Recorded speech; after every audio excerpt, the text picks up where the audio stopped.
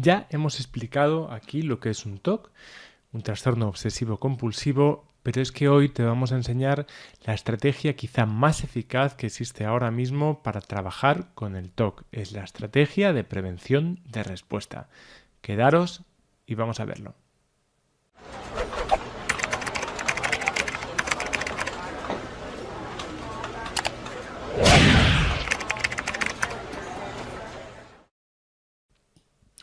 Bueno, dentro de la terapia cognitivo-conductual estamos viendo que hay dos tipos de estrategias que quizás sean las más eficaces de todas o las que ahora mismo están consideradas de este modo.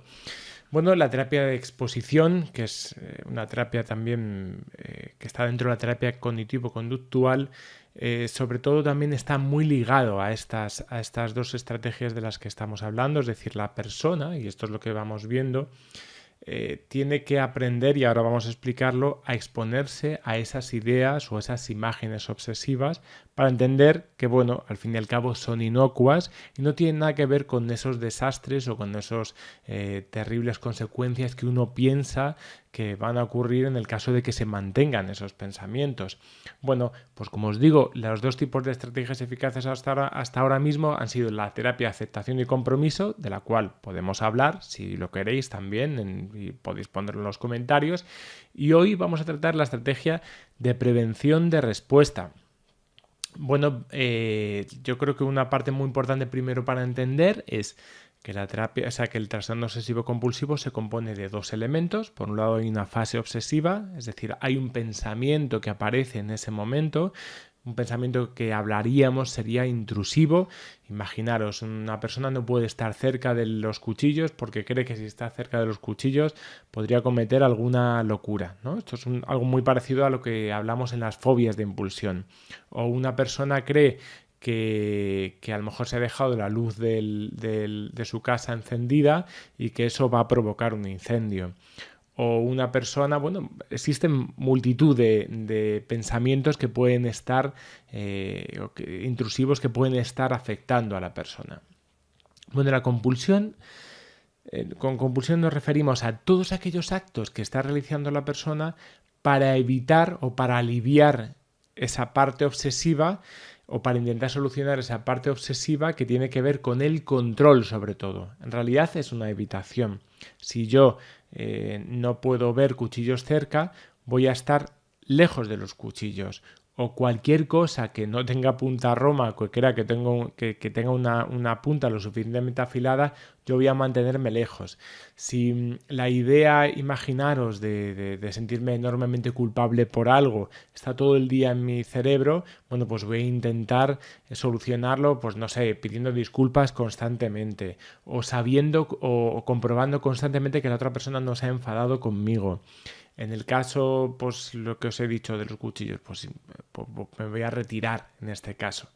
La compulsión, en realidad, está reforzando la idea de que si no llega a ser porque nos retiramos en ese momento, eso que nos parece tan terrible y catastrófico de la fase obsesiva, bueno, pues entonces se cumpliría, ¿no? Es como esa idea que luego va a hablar Ellis, ¿no? De no vamos a poder soportar, o menos mal que al final me alejé del cuchillo, porque si no, no sé qué hubiese sido. En realidad ocurre todo lo contrario, necesitamos exponernos a todas nuestras ideas irracionales o este tipo de ideas irracionales para que entendamos que no son producto ni de mi personalidad ni de una parte de mí salvaje, sino producto de una idea obsesiva, que eso es lo que tenemos que diferenciar. Entonces, los 4 pasos de los que habla y de los que vamos a hablar con esa estrategia serían etiquetar, atribuir, reenfocar y reevaluar.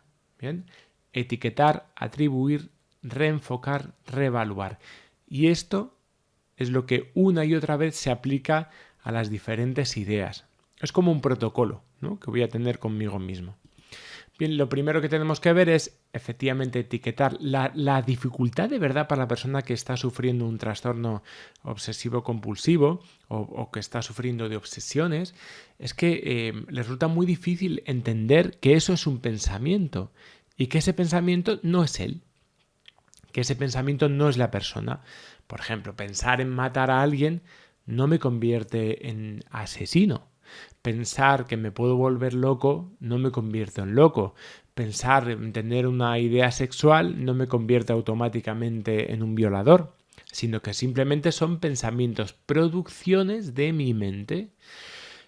Vamos a entender que muchas veces tenemos primero que entender cuándo aparece este pensamiento o esta idea obsesiva. Bueno, las características serían estas. Es un pensamiento intrusivo e involuntario, ¿vale? Yo no quiero pensar eso.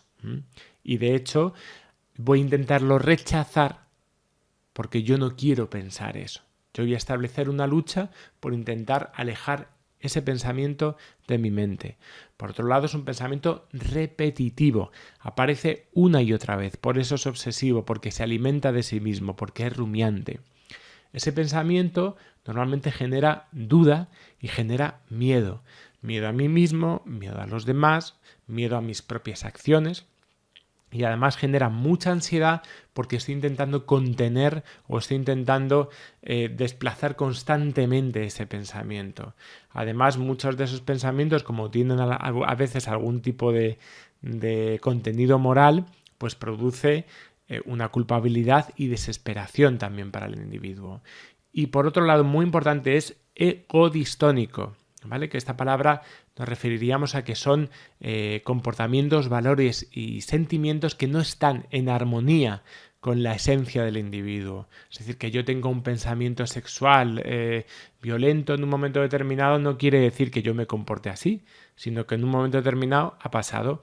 Imaginaros, hay un miedo que es el miedo a ser homosexual. ¿Vale? Las personas que son homosexuales no tienen miedo a ser homosexuales, pero las personas que tienen especiales prejuicios o piensan que su entorno les va a rechazar por este hecho, entonces empiezan a tener la idea de que uno, puede ser homosexual porque se le ha ocurrido un día, ¿no? Porque se levanta y es como la Virgen María que en ese momento ha recibido una iluminación y ya está. No, entendemos que es una cuestión mucho más compleja que todo esto, ¿no? Y que al fin y al cabo no deja de ser, al final, aparte de las personas no sienten eso, sino que se enamoran y ya está. Y el enamoramiento no tiene nada que ver con un simple capricho, con una misma... ¿Veis? Entonces entendemos, una cosa son las producciones de mi pensamiento, las fantasías de mi pensamiento, y otra cosa son mis elecciones, mis ideas. Esa sería la primera fase, porque hay que tratar de entender esto. ¿Bien? Lo siguiente, pues sería atribuir. Tenemos que atribuir que no soy yo el que está pensando en este momento todo esto. Es mi TOC, ¿vale? Yo siempre diría que podíamos trasladar esto al TOC como si fuese un monstruito, ¿no? Que está constantemente generando ideas sin mi cabeza. Bueno, pues es eso. No soy yo. Es esta generación de pensamiento automática que yo tengo. Si yo me engancho a esa generación de pensamiento automática, entonces pues me voy a agobiar. Yo no soy mi mente. Esto es lo que dicen los grandes meditadores y hasta cierto punto estoy muy de acuerdo con ello. Mi mente es una producción, ¿vale? Pero eso no tiene por qué significar que porque simplemente yo piense algo, yo sea eso. Y hay otra en la tercera fase, diríamos, sería reenfocar. Una vez que hemos identificado, una vez que hemos podido atribuir correctamente el pensamiento obsesivo, tenemos que reenfocarnos. ¿Esto quiere decir que el pensamiento se va? No. Comparadlo a que vuestra visión es ver el mundo a través de una ventana. Imaginaros que en esa ventana hay una mancha. Bueno, ¿esto quiere decir que la mancha se va en ese momento? No, no se va. Pero yo puedo hacer dos cosas. Puedo centrar toda mi atención en la mancha y solo veré la mancha, o puedo empezar a aceptar que puedo vivir en el mundo con una mancha. Además, esa mancha no es real. Esa mancha está ahí mientras yo la observo, mientras yo la enfoco. Una regla que nos podría servir en ese momento es lo que dentro de esta estrategia sería la regla de los 15 minutos. Yo me enfoco hacia donde yo quiero ir, no hacia donde no quiero ir. Yo me enfoco hacia el paisaje, no hacia la mancha. Así que durante esos 15 minutos voy a tratar de enfocarme hacia donde yo quiero ir, no hacia la mancha. Esto es como cuando enseñamos a alguien a montar en bicicleta. si yo enseño, imaginaros a mi hija a montar en bicicleta, yo tengo que enseñarle que su mirada tiene que ir hacia donde quiere ir, no hacia el obstáculo, porque si no va a ir directamente hacia el obstáculo. Esto los que tenéis niños pequeños lo vais a entender, porque los niños, cuando se les enseña a montar en bicicleta, tienen que saber dirigirse hacia dónde. Bueno, pues esto es igual también, al fin y al cabo. Esto es un poco lo que tenemos que ver nosotros. Y por último, tenemos que ver una fase de reevaluación. Vale, parece ser que cómo nos hemos encontrado después de estas fases. Si volvemos otra vez a sentir eso, bueno, volvemos otra vez a aplicar estos 4 pasos, el primero, el segundo y el tercero, hasta que llega un momento determinado en el que, bueno, ese pensamiento, al no prestarle atención, se ha ido.